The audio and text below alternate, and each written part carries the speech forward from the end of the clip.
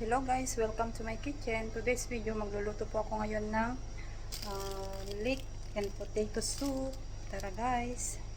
Ito po yung mga ingredients. Meron tayong small potatoes, onion, at saka 3 piraso na leeks. Saka yung ating cream, salt, and black pepper. Tara guys.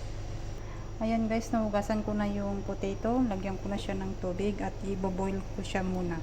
Ayan, dito sa pan guys, maglagay na ako ng olive oil. Then ilagay ko na guys yung sibuyas.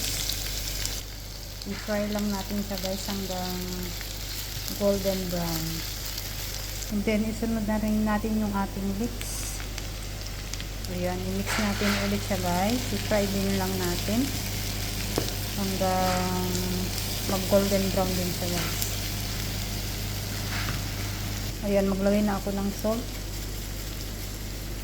black pepper, at saka natin i-mix ulit siya guys. Ayan, kumukulo na yung ating potato.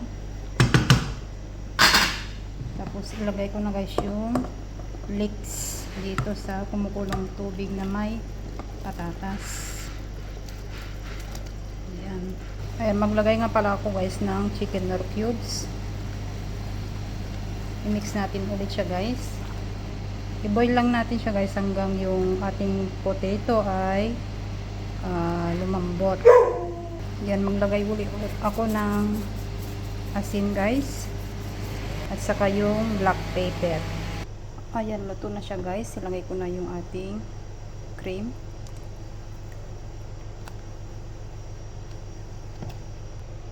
At saka siya i-blend.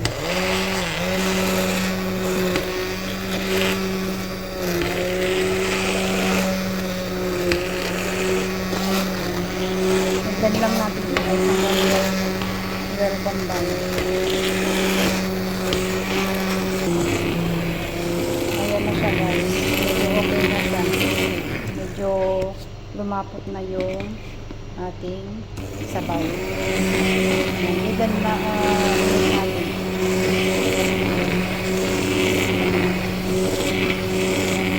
Ayan, ito na guys yung ating leeks and potato soup. Ayan. Kita nyo yung kanyang outcome guys. Medyo malapot. Ayan. Titikman na natin.